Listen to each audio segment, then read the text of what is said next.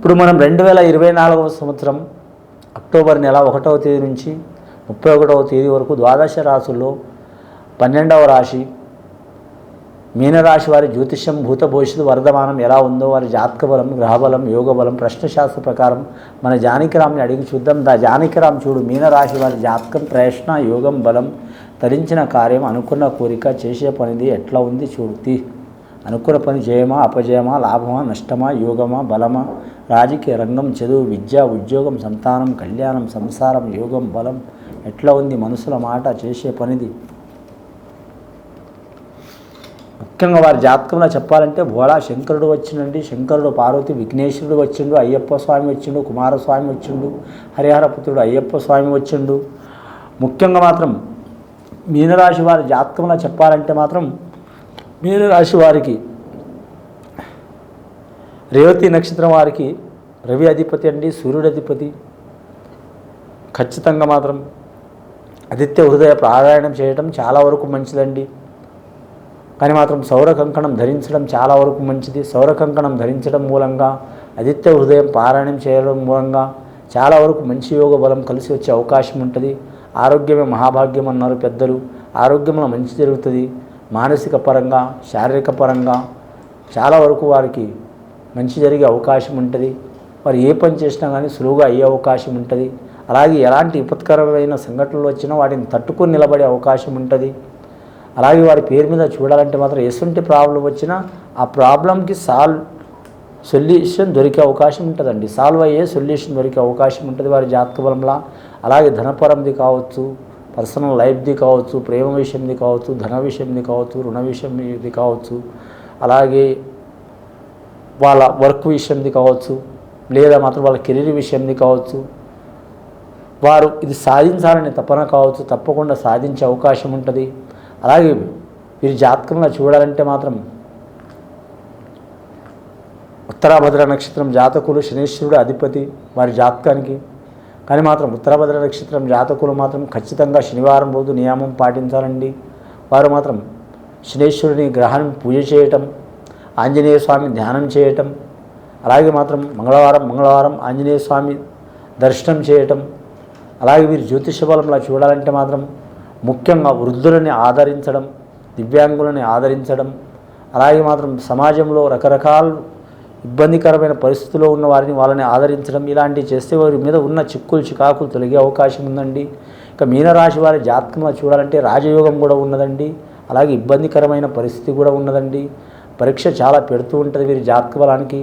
వీరికి రాజయోగం ఉన్నా కూడా మాత్రం అష్టైశ్వర్య యోగం ఉన్నా కూడా మాత్రం తినటానికి ఇబ్బంది ఉంటుందండి. ఎందుకంటే అన్నీ అందుబాటులో ఉంటాయి కానీ వీరి జాతకంలో మాత్రం ఇబ్బందికరమైన పరిస్థితి ఉంటుంది. విపరీతమైన ధ్వని ఉంటుంది. ఈ ధ్వని చికాకులు వెళ్ళిపోవాలంటే మాత్రం వీరు ఉత్తర ప్రాంతంలో మాత్రం మన మహారాష్ట్ర ప్రాంతంలో షిరిడి ప్రాంతంలో దగ్గరలో శ్రీ శ్రీలింగనాపురం సందర్శనం చేసి శనీశ్వరుని పూజ చేయటం కానీ మంచిది. లేదా మన తెలుగు రాష్ట్రాల్లో ఒక రాష్ట్రమైన ఆంధ్రప్రదేశ్లో మందపల్లి గ్రామం రాజమండ్రి ప్రాంతంలో అక్కడ వెళ్ళి మందేశ్వర స్వామిని పూజ చేయటం చాలా వరకు శుభకరం ఉంటుందండి. లేదా వారు ఉండే గ్రామంలో కానీ ఊరిలో కానీ పట్టణంలో కానీ ప్రతి ఆలయంలో నవగ్రహాలు ఉంటాయి. నవగ్రహాలతో పాటు శనీశ్వరుడు ఉంటాడు. ఆ శనీశ్వరుని తైలాభిషేకం చేయటం, శనీశ్వరుని ఆరాధన చేయటం, అలాగే మాత్రం శనివారం మధుమాంస భక్షణాలకు దూరం ఉండటం, అలాగే వృద్ధుల్ని మాత్రం చిన్నచూపు చూడకపోవటం, పెద్దల్ని ఆరాధించడం, అలాగే అయ్యప్ప స్వామి మాల ధరణ చేయటం. చాలామంది ఒక కార్తీక మాసంలోనే ఫలానా టైంలోనే అయ్యప్ప మాలను ధరణ చేయాలని అనుకుంటారండి. కానీ అలా కాదండి. అయ్యప్ప స్వామి మాలను మాత్రం ఏ మాసంలో కూడా ధరించవచ్చు మనసు పుడితే. ఎక్కువ శాతం కాకపోతే హరిహర పుత్రులు మాత్రం కార్తీక మాసం నుంచి ధరిస్తే మాత్రం కొందరు మండలం రోజు ధరిస్తారు, కొందరు 2 మండలాల రోజులు ధరిస్తారు, కొందరు సంవత్సరాల కొలది కూడా ధరిస్తారు. అని మీ మనసు ప్రకారం మాత్రం ఎన్నాళ్ళు మండలం రోజులు కావచ్చు, ఎన్నారైనా కావచ్చు దీక్ష ధరించి మాత్రం ఆ హరిహర పుత్రుణ్ణి ఖచ్చితంగా అయ్యప్ప స్వామిని పూజ చేస్తే కూడా శని తగ్గే అవకాశం ఉంటుందండి.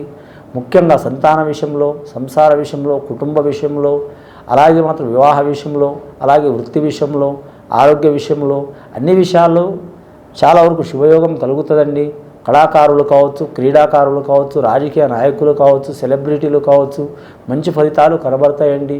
అలాగే రియల్ ఎస్టేట్ రంగంలో చాలా వరకు ఇబ్బందికరమైన పరిస్థితులు ఉన్నాయండి. ఆ ఇబ్బందికరమైన పరిస్థితులు కూడా తొలగిపోతాయి.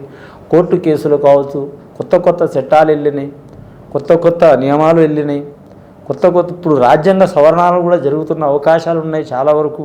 అలాంటి విపత్కరమైన సంఘటనలు కొందరికి ఇబ్బందులు పెట్టినా కూడా మాత్రం అవి తొలగిపోయే అవకాశాలు ఉంటాయండి. ఇంకా సామాజిక పరంగా చూసినా, కుటుంబ పరంగా చూసినా, ఆరోగ్యపరంగా చూసినా, అలాగే వీరికి శత్రుపరమైన పరంగా చూసినా, మిత్రపరంగా చూసినా ఎటువంటి ఇబ్బందులు వచ్చినా తొలగిపోయే అవకాశం ఉంటుందండి. ఇంకా సంతాన విషయంలో ఇబ్బందులు తప్పవు. కానీ ఈ రాశివారి జాతకంలో, మీనరాశి వారి జాతకంలో చూడాలంటే మాత్రం ఆ దశావతారంలో ఆ హరి అంటే విష్ణుమూర్తి మత్స్యావతారం కూడా ఎత్తిండు కాబట్టి మీనం అంటే మత్స్యం అంటే ఒక రకంగా దైవ విష్ణుమూర్తి అవతారమైన ఈ రాశికి మాత్రం తప్పకుండా మాత్రం నదిలా ఈతది. మత్స్యం అంటే చేప, అలాగే కుంటలో, అలాగే మన చెరువుల్లో, అలాగే మహాసముద్రంలో. కానీ జీవితం అనే మహాసముద్రంలో కూడా ఏదే ఛాన్స్, గెలిచే ఛాన్స్, ఏది నెగ్గే ఛాన్స్ ఈ రాశి వారికి ఉంటుంది. అనుకున్నది సాధించే అవకాశం ఉంటుందండి. విదేశీ యోగం ప్రయాణం చేయాలనుకున్నా, ఇంకోటి వీరి జాతకంలో రాజకీయ రంగంలో రాణించాలనుకున్నా, అలాగే వీరికి ఆపత్కాలం నష్టాలు ఉన్నా, ఆరోగ్య భంగాలు ఉన్నా, కుటుంబంలో ఆకస్మిక మరణాలు జరగటం, ఆకస్మిక ప్రాణగండాలు జరగటం, హాస్పిటల్ పాలు కావటం, ధన నష్టం కావటం, లేనిపోని ఉపకీర్తి రావటం, లేనిపోని అపవాదులు రావటం, అలాగే కుటుంబం మీద మాత్రం ఒకరికి పోతే ఒకరికి ఆరోగ్యానికి నష్టం రావటం, అలాగే వృత్తిలో నష్టం రావటం, అలాగే మాత్రం మతి భ్రమణం కలగటం, అలాగే మానసికంగా నష్టపోవటం, అలాగే దేశసంచారం తిరగటం, అలాగే భార్యాభర్తలతో విడాకులు పొందటం, పిల్లలు దూరం కావటం, అలాగే మాత్రం వీరు జ్యోతిష్యంలో చాలా ప్రేమగా ఉన్నవారు శత్రువులుగా మారటం, అలాగే ధనం మూలంగా ఇబ్బంది రావటం, పొలం గురించి ఇబ్బంది రావటం, భూమి గురించి ఇబ్బంది రావటం, అలాగే వీరు జ్యోతిష బలంలో చూడాలంటే మాత్రం సర్వ విషయాలందు మాత్రం నిస్పృహ కలిగి వీరి జాతకంలో మతి భ్రమణం కలిగి రోడ్డు మీద తిరగడం, ఇలాంటి సంఘటనలు ఉన్నా కూడా తొలగిపోయే అవకాశాలు ఉంటాయండి వీరి జాతక బలంలో. ఖచ్చితంగా వీరు మాత్రం కానీ మాత్రం ఆ శనీశ్వరుని ఆరాధన చేయాలండి వీరి జాతక బలంలో. అలాగే శనీశ్వరునికి శనివారం త్రయోదశి రోజు తైలాభిషేకం చేయటం కూడా చాలా వరకు మంచిదండి. అలాగే వీరు మాత్రం నీలమయూరం ఉంగరం ధరించడం చాలా వరకు మంచిది. అలాగే వీరు జ్యోతిష్యంలో చూడాలంటే మాత్రం ముఖ్యంగా వృద్ధుల్ని, పెద్దలని, ఆ వికలాంగుని, దివ్యాంగుల్ని కూడా మాత్రం వీరు సహకారం చేయటం చాలా వరకు మంచిది. అన్నదానం, గోదానం, భూదానం, సువర్ణదానం, వస్త్రదానం, లేదా మాత్రం ఏ దానమైనా సరే మాత్రం వీరి శక్తి ఎంత ఉందో అంతవరకు చేస్తే చాలా వరకు మంచిదండి.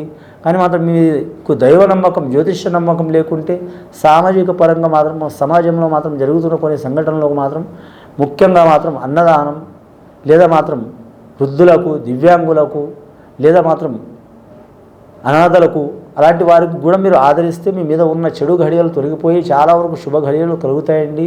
ఇది విని చూసి ఆచరించే వారికి గొప్ప ఫలితాలు కలుగుతాయండి. శుభం భూయాత్.